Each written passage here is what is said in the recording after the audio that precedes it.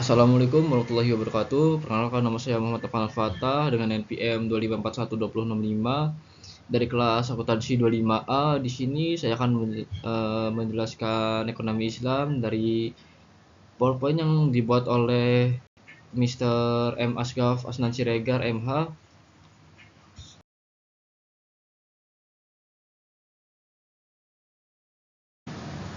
Materi pada hari ini yaitu adalah ekonomi Islam. Pengertian dari ekonomi Islam adalah ekonomi Islam adalah suatu cabang ilmu pengetahuan yang berupaya untuk memandang, menganalisis, dan akhirnya menyelesaikan permasalahan ekonomi dengan cara-cara Islami. Cara-cara yang didasarkan atas ajaran Islam, yaitu berlandaskan Al-Quran dan Sunnah Nabi. Selanjutnya yaitu definisi ekonomi Islam.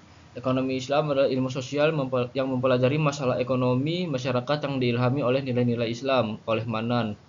Selanjutnya, ekonomi Islam adalah suatu upaya yang sistematik untuk memahami masalah ekonomi dan perilaku masyarakat dalam perspektif Islam, oleh Khursyid Ahmad. Selanjutnya, ekonomi Islam adalah tanggapan para pemikir Muslim atas berbagai tantangan ekonomi. Dalam hal ini didasarkan pada Al-Quran dan Sunnah di samping alasan dan pengalaman, oleh N. Siddiqi. Selanjutnya, yang terakhir adalah ekonomi Islam adalah suatu ilmu dan penerapan hukum syariah yang melindungi ketidakadilan dalam kaitan dengan upaya pencapaian kesejahteraan manusia dan pelaksanaan ibadah kepada Allah, oleh Hasanus Zaman. Selanjutnya, tujuan ekonomi Islam. Tujuan ekonomi Islam yang pertama adalah meningkatkan ekonomi lebih makmur, menciptakan ekonomi yang adil dan merata, mewujudkan perekonomian yang stabil, mewujudkan perekonomian yang serasi, mewujudkan perekonomian yang menjamin kemerdekaan produksi, menciptakan ekonomi umat yang mandiri. Selanjutnya, prinsip atau nilai dasar ekonomi Islam yaitu tauhid, keadilan, kenabian, ma'ad atau hasil, sidik atau jujur, amanah atau dipercaya, fatonah atau cerdas, yang terakhir adalah tablik atau menyampaikan. Selanjutnya, lembaga-lembaga ekonomi Islam di Indonesia. Itu yang pertama ada Bank Syariah, lalu Asuransi Syariah, Lembaga Gadai, terus BMT atau Baitul Ma'al wa Tamil. Selanjutnya itu terakhir adalah Pasar Modal Syariah. Perbankan syariah yaitu bank syariah, bank umum syariah, bank pembiayaan rakyat syariah, bank umum konvensional, unit usaha syariah, dan ada sistem konvensional.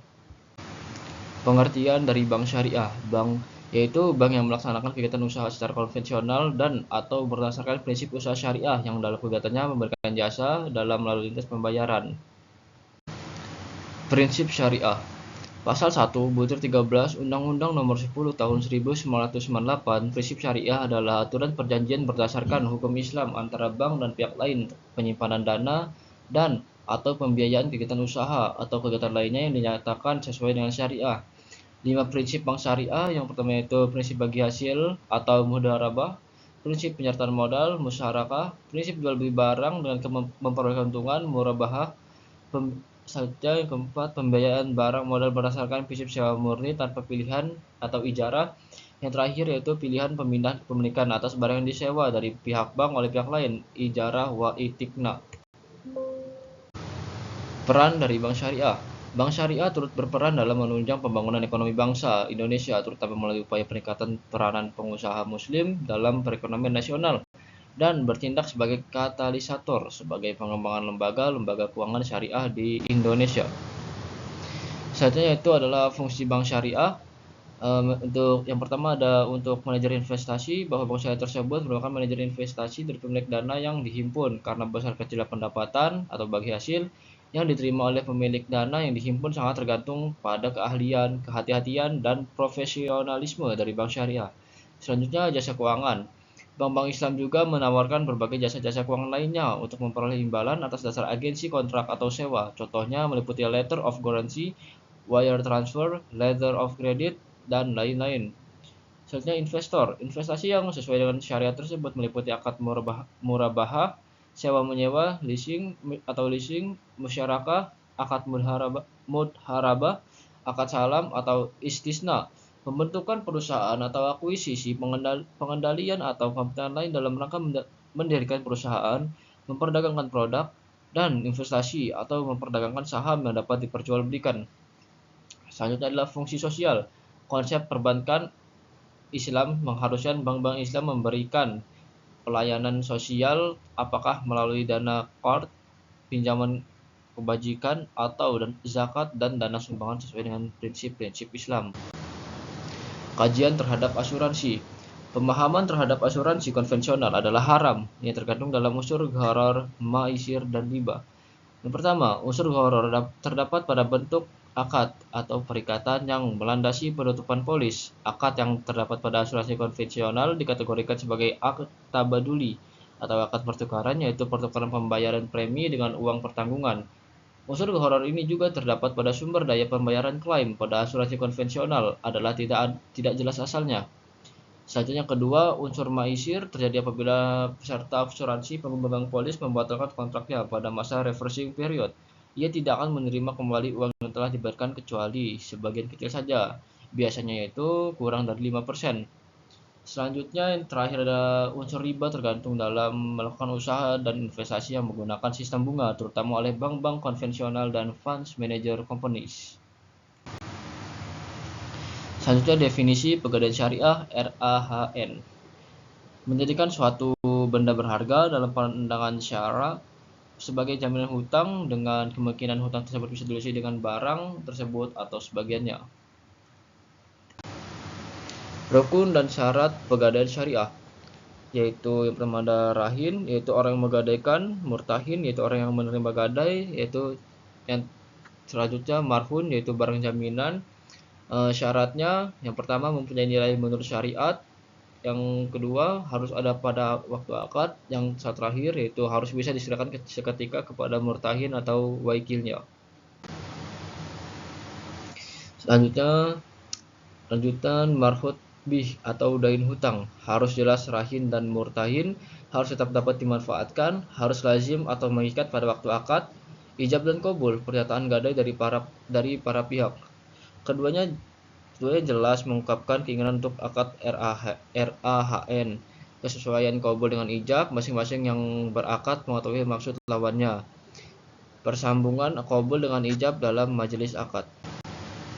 Selanjutnya itu pengertian Baitul Mal wat Tamwil atau BMT. Menurut Hosen dan Hasan ahli PKES 2008-11, BMT adalah lembaga keuangan mikro yang dioperasikan dengan prinsip bagi hasil atau syariah. Menumbuh dikembangkan bisnis usaha mikro dan kecil dalam rangka mengangkat derajat dan martabat serta membela kepentingan kaum fakir miskin. Ditumbuhkan atas dasar prakarsa dan modal awal dari tokoh-tokoh masyarakat setempat dengan berlandaskan pada sistem ekonomi yang salam, yaitu keselamatan atau berintikan keadilan, kedamaian, dan kesejahteraan. Menurut Heri Sudarsono 2007, BMT yaitu lembaga yang mengarah pada usaha-usaha pengumpulan dan penyaluran dana yang non-profit seperti halnya zakat, infak, dan sedekah. Selanjutnya fungsi dari BMT. Baitul Ma'al atau bait itu rumah, ma'al itu harta, menerima titipan dana zakat, infak, dan sedekah serta mengoptimalkan distribusinya sesuai dengan peraturan dan amanahnya. Baitul Tamwil, bait artinya rumah, at-tamwil artinya pengembangan harta, itu melakukan kegiatan pengembangan usaha-usaha produktif dan investasi dalam meningkatkan kualitas ekonomi pengusaha mikro dan kecil, terutama dengan mendorong kegiatan menabung dan menunjang pembiayaan kegiatan ekonominya. Dasar hukum dari BMT. Dalil Al-Quran Surat At-Taubah ayat 60 dan 103 yang menjelaskan tentang perintah berzakat, di mana pada zaman Rasulullah SAW Baitul Ma'al didirikan dengan fungsi untuk menyimpan uang-uang zakat dan lainnya. Dalil Al-Quran Surat Al-Baqarah, dan itu pun juga ada di dalil Al-Quran Surat Al-Baqarah ayat 275 sampai dengan 280. Konsep dasar pasar modal syariah. Al-Quran dan Sunnah. Syariah, hukum dan aturan yang berisi perintah dan larangan dan ditetapkan oleh Allah Subhanahu wa taala kepada hambanya. Fikih, penafsiran ulama terhadap syariah. Ibadah, manusia ada itu Allah sebagai pencipta. Semua tidak boleh dilakukan kecuali yang ada perintah atau ketentuannya. Muamalah manusia dengan manusia lain semua boleh dilakukan kecuali jelas ada larangannya. Prinsip syariah di pasar modal. Prinsip pasar modal syariah. Yang pertama ada pembiayaan dan investasi pada aset atau kegiatan usaha yang halal, spesifik, dan bermanfaat dan dilakukan dengan bagi hasil. Selanjutnya, uang adalah alat bantu pertukaran nilai. Pemilik harta menerima bagi hasil dari manfaat yang timbul dari kegiatan usaha, maka pembiayaan dan investasi harus pada mata uang yang sama dengan pembukuan kegiatan usaha. Selanjutnya yang terakhir itu adalah akad. Bukan terakhir. Selanjutnya itu akad yang terjadi antara pemilik harta atau investor dengan pemilik usaha, emiten, dan tindakan maupun informasi yang diberikan pemilik usaha serta mekanisme pasar, bursa, and self-regulating organization, and lainnya. Tidak boleh menimbulkan keraguan yang menyebabkan kerugian. Selanjutnya, investor dan emiten tidak boleh mengambil resiko melebihi kemampuan maisir yang dapat menimbulkan kerugian yang sebenarnya dapat dihindari. Selanjutnya yang terakhir adalah investor, emiten maupun bursa and self-regulating organization lainnya tidak boleh melakukan hal-hal yang menyebabkan gangguan yang disengaja atas mekanisme pasar, baik dari segi penawaran atau supply maupun dari segi permintaan, demand. Jazakum. Oke, sekian dari saya. Mohon maaf apabila ada salah kata. Pada Allah saya mohon ampun. Jazakumullah khair. Wassalamualaikum warahmatullahi wabarakatuh.